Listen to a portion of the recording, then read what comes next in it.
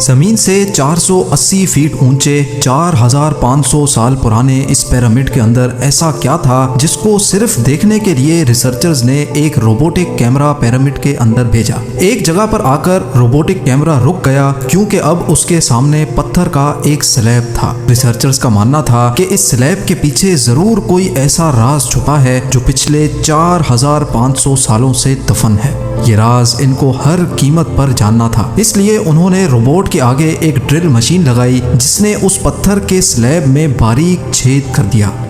अब इस छेद के अंदर एक कैमरा भेजा गया जिसने स्लैब के उस पार एक ऐसा मंजर देखा जो पिछले 4500 सालों से किसी ने भी नहीं देखा था। नाजरीन, मिस्र यानी इजिप्ट में टोटल 138 ऊंचे तरीन पिरामिड्स मौजूद हैं जिन्होंने पिछले हजारों सालों से दर्जनों अर्थक्वेक्स और कई खतरनाक तूफान का सामना किया, लेकिन मजाल है इनमें से कोई एक भी इधर से उधर हुआ हो। इनमें से सबसे ऊंचा और बड़ा pyramid the great pyramid of Giza कहलाता है और इस पिरामिड की बेस का एरिया 13 एकर्स है। यानी इस पिरामिड के अंदर हैरत अंगेज तौर पे एक दो नहीं बल्कि पूरी 9 फुटबॉल फील्ड्स आराम से फिट आ सकती हैं। एक एस्टीमेट के हिसाब से इस पिरामिड में टोटल 23 लाख बड़े बड़े पत्थरों का इस्तेमाल हुआ, जिनमें से कई पत्थरों का वजन 50 टन भी था। अगर इसके टोटल वजन का अंदाजा लगाया जाए तो इस पिरामिड का वजन 60 लाख टन है, जो 12 बुर्ज खलीफा के वजन के बराबर बनता है। लेकिन इतने ऊंचे और आलीशान पिरामिड्स बनाने का आखिर मकसद क्या था? हजारों साल पहले जब इंसान के पास कोई टूल्स भी मौजूद नहीं थे, तब इन पिरामिड्स की दीवारों को कैसे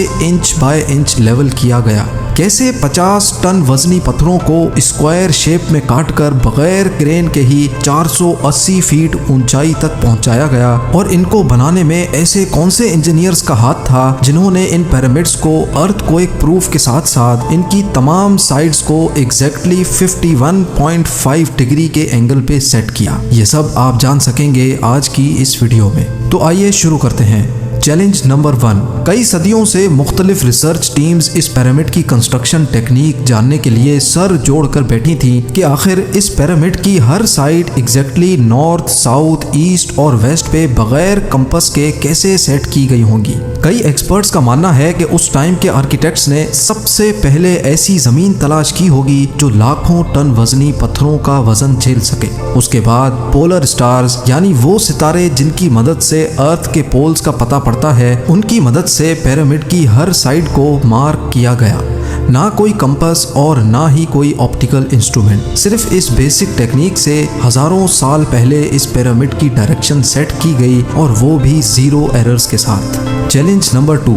अगला चैलेंज था जमीन को लेवल करने का। जिस 13 एकड़ की जमीन पर इस पिरामिड को बनना था, उसका लेवल थोड़ा सा भी आउट होता तो 23 लाख पत्थरों के इस पहाड़ का खड़ा होना बिल्कुल भी मुमकिन नहीं था। अब इस जमीन को लेवल करने के लिए उस टाइम के इंजीनियर्स के पास ना ही लेजर लेवलर था और ना ही बबल लेवल। एक्सपर्ट्स का मानना है कि कंस्ट्रक्शन साइट की चारों साइड्स पर खड्डा करके उसमें पानी डाला गया होगा और फिर एक साइड के पानी के लेवल से दूसरे साइड के पानी के लेवल को मैच किया गया होगा। जो जमीन का हिस्सा पानी के लेवल से मैच नहीं कर रहा होगा, उसको छेनी और हथौड़ों की मदद से काट कर लेवल किया गया होगा। कई एक्सपर्ट्स का मानना है कि एंशिएंट इजिप्शियंस ने इस सिंपल टूल का भी इस्तेमाल किया, जिसकी दोनों साइड्स पे लकड़ियां और उसके ठीक सेंटर पे एक रस्सी से पत्थर बंधा हुआ है। अगर पत्थर जमीन से टच हो गया और उसकी रस्सी ठीक सेंटर लाइन पे आ रही होगी तो इसका मतलब है कि बीच की जमीन परफेक्टली लेवल्ड है। Challenge number 3। अब पिरामिड कंस्ट्रक्शन साइट पे डायरेक्शंस भी सेट थी, मार्किंग्स भी हो चुकी थी और जमीन का लेवल भी सेट था। अब बारी थी कंस्ट्रक्शन स्टार्ट करने की, जिसके लिए लाखों टन वजनी और बड़े पत्थर रिक्वायर्ड थे। लेकिन ये पत्थर काटने के लिए ना ही उनके पास ग्राइंडर थे और ना ही जैक हैमर्स, लेकिन फिर भी उन्होंने 50 टन वजनी पत्थर काटे भी और उनको स्क्वायर या रेक्टेंगल शेप भी दिया। लेकिन आखिर किसकी मदद से? जी हाँ, यही वो सिर्फ एक टूल था जिसकी मदद से पत्थरों को काटा गया। एक्सपर्ट्स का मानना है कि पिरामिड की कंस्ट्रक्शन पे इस्तेमाल होने वाली छेनी सिर्फ कॉपर से ही नहीं बनी थी, क्योंकि उनको भी ये बात मालूम थी कि कॉपर नरम होता है और पत्थर नहीं काट सकता, इसलिए इसमें एक केमिकल आर्सेनिक भी शामिल किया गया था। कॉपर और आर्सेनिक से बनाई जाने वाली ये छेनी लकड़ियों के हथौड़ों से पत्थरों पर ठोकी जाती थी और कई घंटों की मेहनत के बाद बड़े बड़े पत्थर शेप में लाए जाते थे। Challenge number 4। अब चूंकि ये खास किस्म का पत्थर जिसको आज लाइम स्टोन कहा जाता है, उसकी कटाई पिरामिड कंस्ट्रक्शन साइट गीजा से 250 किलोमीटर दूर टोरा के शहर में हो रही थी। अब मसला था ये पत्थर गीजा तक ट्रांसपोर्ट करने का। हर एक पत्थर 50 टन यानी 50,000 केजी के बराबर था, जो तकरीबन 3 पैसेंजर बस के वजन के बराबर बनता है, और ऐसे 23 लाख पत्थर सिर्फ एक पिरामिड में इस्तेमाल होना थे। इतना ज्यादा वजन ट्रांसपोर्ट करने के लिए ना ही उस दौर में कोई जानवर काम आ सकता था और ना ही उनके पास ट्रक्स मौजूद थे। हत्ता कि अगर आजकल के जदीद दौर में भी ये काम करना पड़े तो ट्रांसपोर्ट कंपनीज को अच्छा खासा टफ टाइम आएगा। हैरत अंगेज तौर पे ये काम वर्कर्स और कश्तियों की मदद से किया गया। जी हाँ, टोरा और गीजा के दरमियान मौजूद रिवर का फायदा उठाया गया और बड़ी बड़ी कश्तियों में पत्थर लाद कर पिरामिड साइट पर पहुंचाए गए। एक्सपर्ट्स का मानना है कि ये काम इतना आसान नहीं था। शिप्स में इतने बड़े पत्थर की लोडिंग और अनलोडिंग में कम से कम भी 500 मजदूरों की आर्मी एक ही वक्त में लगाई गई होगी। Challenge number 5। जो एक्सपर्ट्स की टीम्स पिरामिड की कंस्ट्रक्शन पर रिसर्च कर रही थी, उनको अब अपने कई सवालों के जवाब मिल चुके थे, लेकिन एक बात उनको हर वक्त सता रही थी कि लाइमस्टोन कट भी गए, ट्रांसपोर्ट भी हो गए और कंस्ट्रक्शन के दौरान एक के ऊपर एक लगना भी शुरू हो गए। मसला ये था कि पत्थर इतनी ऊंचाई तक आखिर पहुंचाए कैसे गए होंगे। कई एक्सपर्ट्स का मानना है कि पिरामिड की कंस्ट्रक्शन से पहले ही ये प्लान कर लिया गया था।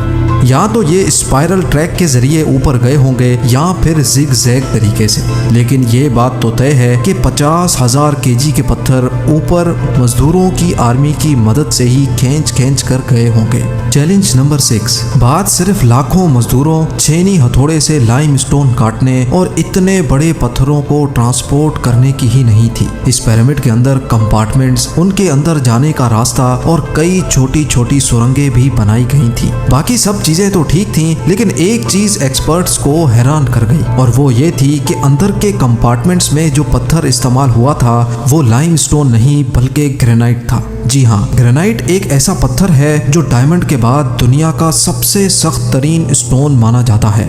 आजकल के मॉडर्न दौर में भी ग्रेनाइट बड़े बड़े ग्राइंडर्स की मदद के सिवा काटा ही नहीं जा सकता। दुनिया भर से कई आर्कियोलॉजिकल एक्सपर्ट्स को पिरामिड का विजिट भी करवाया गया, लेकिन किसी को भी इस बात का सुराग नहीं मिला कि 4500 साल पहले इजिप्शियंस ने ग्रेनाइट जैसे ठोस पत्थर को इतनी सफाई से कैसे काटा था। आखिरकार कई सालों के बाद एक्सपर्ट्स ने इस मिस्ट्री को भी सॉल्व कर दिया। इजिप्शियंस ने ग्रेनाइट को इतनी सफाई से एक ऐसे आरे से काटा था जिसके दांत ही नहीं थे। जी हाँ, बगैर दांतों वाले इस आरे के दोनों साइडों पर वजन डालकर इसको ग्रेनाइट पर चलाया जाता था और बीच में बजरी डाली जाती थी। एक्सपर्ट्स का मानना है कि इस तरीके से इतने बड़े पत्थर को काटने में 4 महीनों का वक्त लग जाता था। आखिरकार पिरामिड्स बनाने का मकसद क्या था? इन पिरामिड्स को बनाने में कितने मजदूर एक ही वक्त में काम करते थे? और रोबोटिक कैमरा ने जब पिरामिड के अंदर पत्थर के स्लैब में सुराख किया तो उसके अंदर वो कौन सा मंजर देखा गया जो पिछले 4500 सालों से किसी ने भी नहीं देखा था? ये सब और इससे भी ज्यादा आप जान सकेंगे इस वीडियो के पार्ट 2 में। आप लोगों के प्यार भरे कमेंट्स और लाइक्स का बेहद शुक्रिया। मिलते हैं वीडियो के अगले शानदार पार्ट में।